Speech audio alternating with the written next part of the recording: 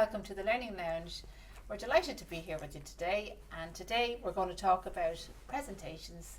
We're going to talk about the skills involved, the content. We're going to give you some guidelines and how to prepare for it. Okay, so we'll give you all of that information. So I'm delighted to be joined by my colleagues today. Shane Downer. Charlie Damon. And I'm Kathy Clark. So delighted to be here. So, presentations. So you probably have received in your briefs that somewhere along the line you're going to be asked to do presentations. Presentations are vital for your skills in, later life when you go into jobs, and it's all about presenting yourself and your content.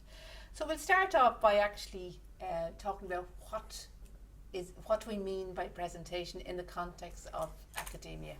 Shane. A presentation is an opportunity for you, the student, or the lecturer, or whoever, to present their message, to present their ideas. For me, it's a really important skill. It's not just writing a document. You actually have to produce a message which is usually combined of some sort of slides and an explanation, and you have to hold somebody's attention. If we're reading a document, I can put the document down, I can pick it back up, I can put it down, I can pick it back up again, and I can read through it and I can absorb it that way. A presentation, it's live. There's nowhere to hide, and that makes it more exciting for me, usually. Yeah, and I think on that live thing, what I've noticed over the years is that even live broadcasting on TV, newscasters, who would be the pinnacle of professionalism, they make mistakes. Yeah. And they just roll over it. So, and again, we'll come back to it later on. If you make a mistake in a presentation, it's live. Chances are the people in the audience won't know you've made a mistake because only you know what you're talking about. But if you did make a mistake, forget about it. If you get the opportunity, you can refer back to correct it. If not, no, just let it slide. Just keep going.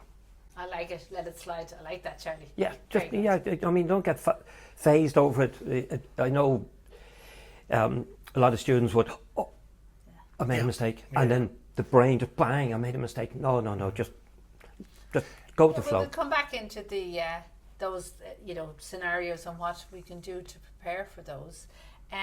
Well, just for me, the presentation is really exciting because you get to tell your story. So it's about storytelling. You put all the work in. You know your topic and subject better than us because you've written it. So whether you're doing an individual or a group, it's about telling your story that makes sense to us to convey your message and content and demonstrate your learnings. So then, just in terms of the why do we do them then? Why don't we just do assignments all the time or exams, guys? I think anybody who does a program of education, okay, regardless of whether it's just a 12-week certificate or it's a 4-year degree or whatever the case would be, at some point in their career, chances are they're going to have to stand up in front of people and make a presentation or an interview for a job. Yep. And interviewing for a job is similar really to a presentation. We got to prepare, we got to think about what we're going to say, we got to anticipate questions, and we present it. So ultimately, from a college perspective, presentations are developing the students' capability and ability to do research and present the information in a format that the audience actually can understand. Yeah. And to present it in a way that they're demonstrating, I know what I'm talking about, no matter what question you ask me. Yeah. I'm going to be able to answer. Yeah. And I think that's a key aspect of it. So the presentation is not so much about the content, whatever your subject is or whatever your assignment is.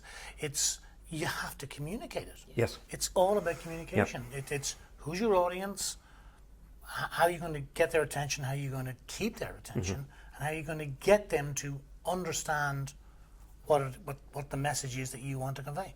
And it's developing your confidence, so that when you get yourself into a supervisory position, a management position, you're able to communicate with an element of confidence in your voice. I know what I'm talking about.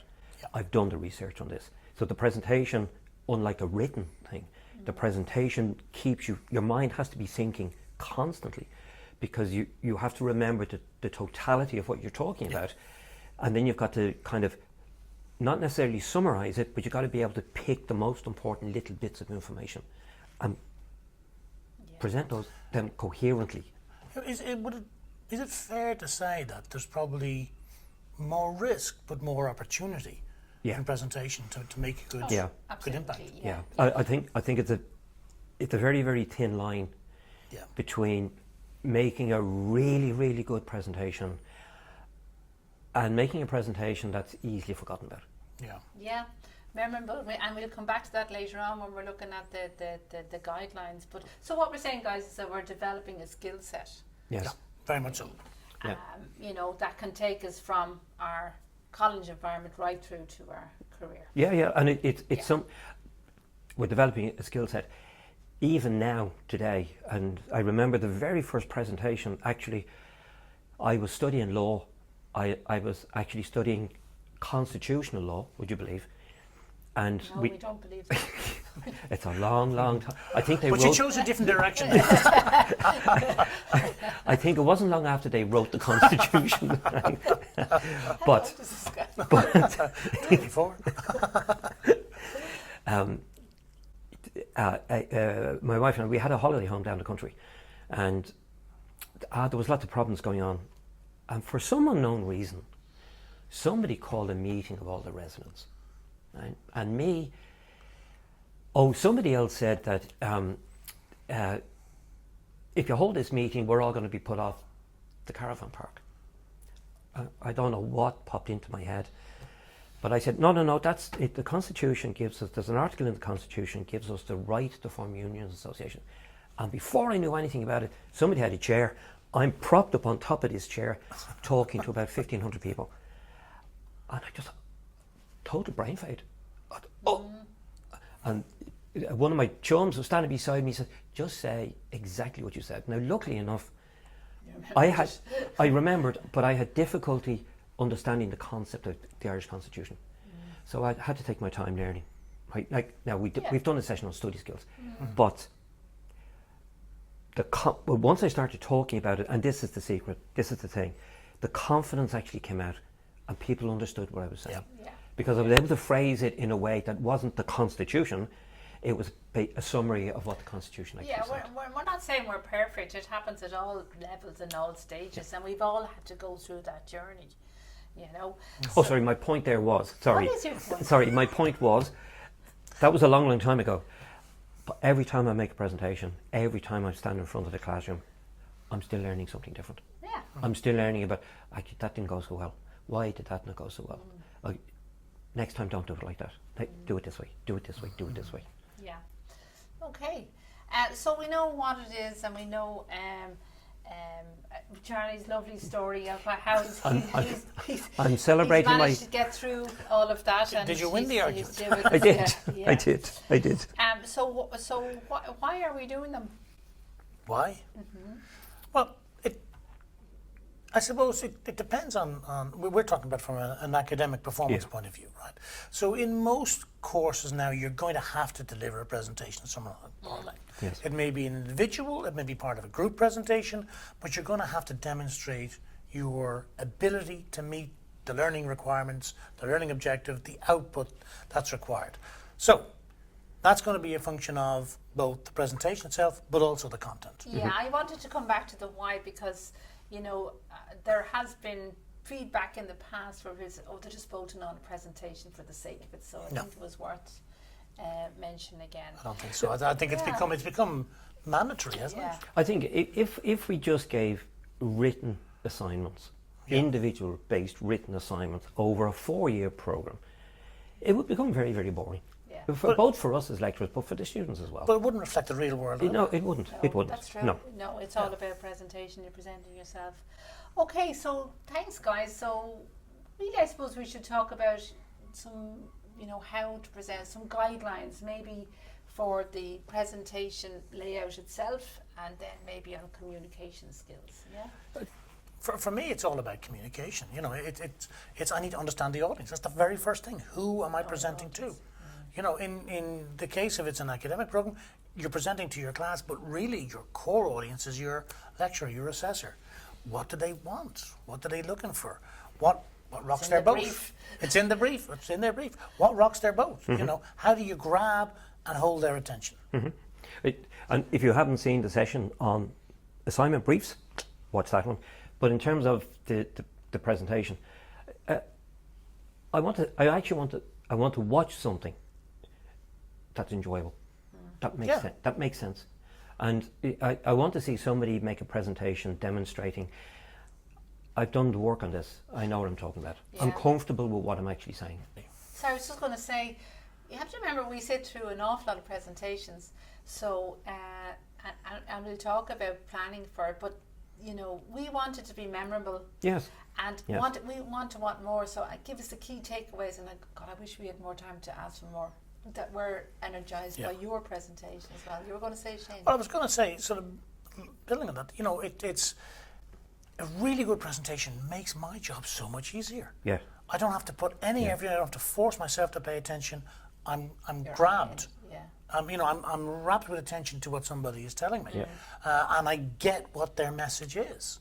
So that's what I'm looking for. We know what the presentation is and why we're doing them, Yeah. and the key thing is to know the audience Yeah. and you know what makes us tick and energize us. So maybe a layout and content, Charlie. What would you give guidelines for somebody who hasn't done one before or wants to improve their skills in that area? Well, just on the slides themselves. Yes. I don't like slides that have 6 or 7 colours. Okay. I personally, I prefer, you're trying to get a point across. I don't want to be bamboozled by multi-design on a slide, right? I want to focus on what you're saying, and if there's too many colours on the slide, I'm kind of distracted to that. I like to see a natural complement between the background colour, whatever the colour actually is, and the colour of the font. What you shouldn't actually have is a dark grey background and black font.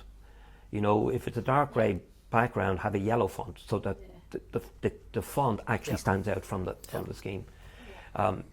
Images are great, provided they complement or they relate to what you're talking about. Don't put an image in just for the sake of putting an image in. And the image shouldn't overpower Yeah, the slide. absolutely. Just a little small thing in the corner, unless the image Tells the story. is the story and you're referring to the image. That's okay. Yeah. What about you? I simplicity. You know, simplicity is key here. Yeah. I think No, Shane. because I'm simple. Simple Shane. Should we call you Simon? I've been called a lot worse. The simplicity, yeah. I mean, for me, it can be a really good picture, right? But if there's a picture and there's words and there's bullet points and there's talking, it's a lot of content. There's a lot. You know? Yeah. So Yeah. keep it simple. Now, one of the best examples is and I've shown this on occasion, is, and you can look it up, Steve Jobs' 2007 launch of the iPhone. Okay. There's like a 10-minute piece there that's just superb. Really, really simple. It's a piece of technology, but the delivery is spot on. Yeah. There's the one where he just has phone, internet. It's where it starts with that. It yeah. starts off with that. Yeah. Yeah. I mean, I think for me, everything has to have purpose. So whatever your content is, that it's relatable. So whether it's the image, whether it's wording, you know, whatever you're doing. Sometimes people use different props to come in, and that's absolutely fine as well. But it has to have a purpose. Don't be putting something in just for the sake, like your colours or your fonts or whatever. So It has you've got to have a- clarity of what you're about. Yeah. Yeah. Content has to be relevant and in context. And it's okay to have a bit of humour. Yes. Oh yeah. It's fine, Yeah. you Yeah. know, Yeah. and smile, and Yeah. that's okay too. So the content then, so what we're saying, it has to have purpose. You know, declutter, to have it simple background, simple fonts, images that are in context. If you're giving a lot of data, maybe one of those things is like that. It's very simple. Or if you're doing bar charts, highlight what you want us to see. You know. One of the hardest things, one of the most difficult things I find is if somebody puts up a whole lot of words on screen, bullet points or a paragraph, and they start to read it, That's Oh, my yeah. job. Do you know what I mean? That's Yeah. that's the point. Well, if you're going to come in and just read off your screen, you might as well just send us the, Yeah. and we'll And we just can read them it. ourselves. But the other thing I just mentioned what you were saying about the images. Sometimes I've come across where there's little graphs, maybe 3 or 4 on it. Yeah. That's very confusing as well. Photographs on one page. Yeah. Yeah. Just keep that simple as well. Is that because I said maybe it's a separate question, but it's how many slides, right? And if I've got 10 slides and I want to show my graphs, I'll put 4 on one slide. That's just one slide. Well, I was asked actually, do you remember the session we did on the Vivas? Yeah. Well, one of the guys who was actually going forward to do their visa asked me, because they wanted to present their findings, right? And I had said, look, it's okay, because you've actually said it to me, and I'm expecting it, and I know in the context of the assignment itself, or sorry, in the context of the presentation, I know the purpose of these. But if I hadn't known that, I'd have looked at it and said, okay, I can't get the I can't grasp what this is actually. The point there is, if a student is not sure, ask the lecturer. Yeah. Yeah. Is it okay if I put 4 Yeah. images on the page? This is what I want to do with them. Yeah, okay. Yeah, I mean, there's a couple of things there comes to mind. Is your presentation a presentation of perhaps a Word document that you've done? You know, is it a synopsis or is it something different? You know, that's a separate entity. So we need to determine, you know, what the purpose of it is. Yeah. So you'll know that from your brief, guys. And then the time. So the time that you're given to do Yes. it. So Yeah. every brief will have, you've got 15, 20 minutes or whatever to. So Present. how should they plan? How should students plan for their time? I think the only way to plan for time is to rehearse. Yeah, I mean, I think that there's a guideline as to how many words a minute. Yeah. And I'm going to insert it in afterwards because I don't know what the number is. Okay. But let's say it's 40 words a minute. You know, part of the problem, and I see this, and I used to do this, is I speed up. Yes. I talk much faster through my presentation. That's not a way to get more content into a presentation. That's the way to make the presentation less effective. Yes. Yeah. So So it it then- goes to your rehearsing point. Yeah, so then the knock-on effect of that is if we rehearse properly, the purpose of the rehearsal is to extract words that really don't Yeah. contribute to what I'm trying to say. And then the extension of that is keep it simple. Yeah. Don't use big words. Yeah. If you can't pronounce the big word, don't use it. You'll just end Put it up on the screen. stumbling over the, or put it on the screen.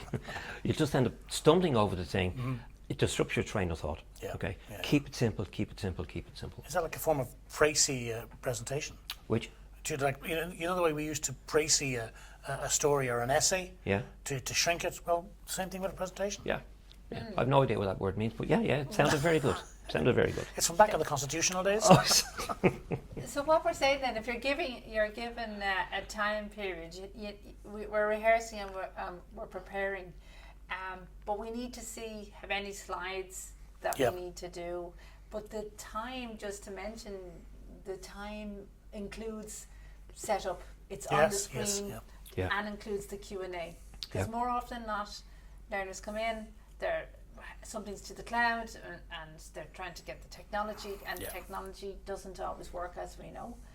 So that 20 minutes, if you're given it time, just make sure you understand it is from the beginning to the end. And I have often had to stop students in mid-flow and say, sorry, time's up, or here's your 5-minute warning. Yeah. Yeah. So Yep. in terms of the students not wasting time on the uploads, what would you advise, Charlie?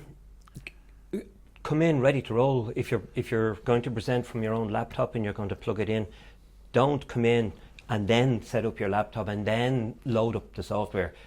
The minute you walk in the door, your laptop is ready to roll, and you unplug from the previous one and you plug in the next one, and you're away.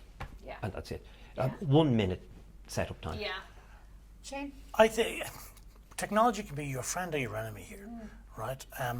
You know, I've always tried to do presentations without animations, for example. So coming in, you know, one of the things I quite often do is if I know that I don't know enough about the technology in the room in advance, make it a PDF, because a PDF means, you know, it'll hold its format and you can run it easier. So from a technical point of view, that might help. But that means that you sacrifice animations. But animations are not great anyway. Yeah. Well, you know, look at your brief. Are you getting marks for animations? Yeah. Unlikely, unless you're doing a design course of code. Yeah. You know. The presentations, well, certainly the ones that we would do, they're not IT presentations where No. you're being tested on the Your use IT, of yeah. PowerPoint or anything Yeah. like that. Yeah, that's a good point. They're content Yeah. and presentations where you're being evaluated based on the content, your interpretation of the content, and how you actually present it.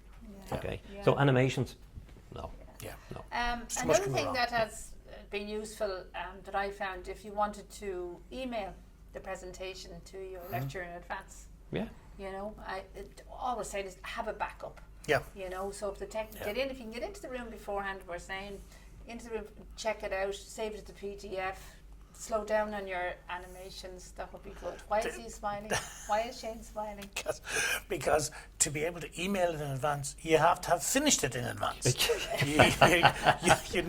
you need to be ready, not Yes. last minute. Not be doing your Well, slides. back to your time out the door. management, guys. Yeah. You plan it in. I've actually said to students numerous times, if you have to make a presentation, ask what room the presentations are going to be made in. Okay, go into the room, plug in your laptop, set the whole thing up, and run the whole thing, and then stand at the back of the class and see if you can actually read Yeah. what's on the screen. Yeah. So if you can't read what's on the screen, you can assume that your lecturer, your audience, is not going to be able to read on the Yeah. screen. Yeah. But you can do a run through. You get the size of the classroom.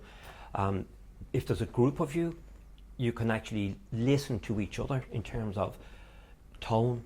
You know how loud you're speaking. Maybe it's too loud. Maybe it's too soft, and you can give each other guidance on the presentation skills themselves. Yeah. Yeah. Yeah. Okay. A lot of useful So things it's there. performance. Yeah. Yes, It is a performance. It is. It yeah, is. well, it then is. we're going to move on to that now. So we know what the presentation is. We know why we're doing it. We have idea of what the content and the layout is, and what not to do. So the communication skills then and the performance, the actual delivery. It's That's key. That can make a big difference. Yeah. Okay, guys. Well, hopefully you found that very useful. So today was all about presentation, what a presentation is, why we do it, guidelines for your content, guidelines for the delivery, what not to do, was really good, and making a good impression and the formatting that we're doing. Okay, so thank you very much for joining us. Thanks to Shane and thanks to Charlie You're for welcome. your Thank you. wisdom at the Learning Lounge. So good to have you. It's okay to be nervous. So, I think yeah. the one thing I probably have learned over the years is don't forget to breathe. yeah, that's a good one. Yeah. You know, and I know it sounds stupid. We breathe automatically, but we do get into when we're so engrossed in what we're trying to say, and we're actually so nervous. We take a deep breath, and then we just keep talking until our breath runs out, and then we have that oxygen debt. And then the whole lot just falls to pieces. Yeah, You know, so yeah. you know, take Practice, it easy. Yeah, practice your breathing. Yeah. Shane. But I think it's back to pacing. It's, you know, for me, it's consciously trying to slow down. Yes. Consciously, you know, less words, you know, and pull back from the 60, 70, 80 words a minute delivery that we sometimes speak so fast, and calm down. And the other thing then is, because I have, you know, a very short attention span, as you will have noticed, you know, what I'll sometimes do is make sure I know what the next slide is. So either have a printout of your slides in front of you so you know what's coming next, or something on the slide that triggers your memory so you know what's coming next. Yeah. Yeah. What's your feeling on prompt notes? You mentioned there have a printout of the slide, but what about prompt I notes? would always encourage to bring in with your presentation maybe a one sheet with key points from Yes. each slide. So it's like if any of you've ever done media training, you'll know this, that there's different key points that you want your audience to hear. Yeah. And at the end of it, if you're not asked a question and you get an opportunity on a key point that you want your audience to hear, you have them there because you won't remember them. Key points, and bring in some water. So when you get nervous, you can take your sip. Or vodka. Yeah, you can take your a sip, and the other thing is, if you're asked a question and you don't know the answer, there is no problem just to say, could you ask the question in a different way, or if you really don't know something, you don't know it. You don't fudge it. Don't fudge it. Don't fudge it. Don't Yep. be filling in. What would you Yeah, I'd say? agree with you. Yeah. I'd agree with you. And just on the water, it's not a weakness No. to ignore taking a drink of water during your presentation. We get dry. Yeah. It's a fact of life. We probably all will have water in front of us when we're listening. Frequently, so, yeah, frequently. Yeah. Right. Okay, so that's great. So the day of the performance, the delivery, other. I was just other going to go back ideas? to that because you were talking about notes, right? Keynotes, yeah, keynotes. Messages. Well, and some people I know use cards. The one thing I've always found difficult is actually dropping down to read those things, right? Yes. So I might have the notes, and I've many presentations I actually never even look at them. So you've got to figure out what works for you. Exactly. Right? Because I found that making eye contact is really important, Yeah. and I can't do that if I'm looking up and down Yeah. a lot. That's my take. That Actually- whole area of engagement, Yeah. engage your audience. We were saying no, Yeah. but engage them as well. Yeah, I Jan? think just to go back to that point, Shane, I think the problem that we actually have with that is we put down too much content Yeah. on the prompt. That's right. So when we're Yeah. looking at our audience, Yeah. and then we actually can't find where the point that Exactly. the next point that's It's coming like up. one word maybe. Yeah, Yeah. just one, or One maybe prompter, yeah. even two big words on a Yeah. prompt note that Yeah. size, so that you can your eyes can immediately Yeah. focus on it. Yeah, Yeah. yeah, absolutely. Great stuff. So some guys, other things just to mention, when you go in, even though your audience might know you, introduce yourself, welcome people to your session. Okay, don't just go in today is about whatever. Do you know, you have spent a lot of time in this, and it's okay to be nervous. But you can practice some breathing outside the door if you want to, so some deep breaths, that's absolutely fine. And just enjoy it, smile. Start off energized, try and keep the pace through, but rehearse, I think we're saying rehearse. So thank you very much for joining us. Thanks to Shane and thanks to Charlie you. for Welcome. your Thank you. wisdom at the Learning Lounge. So good to have you. So we're just going to ask you then, please subscribe, Yeah. tell everyone about us, and we'll see you next time. Bye for now. Bye-bye now. Thank you.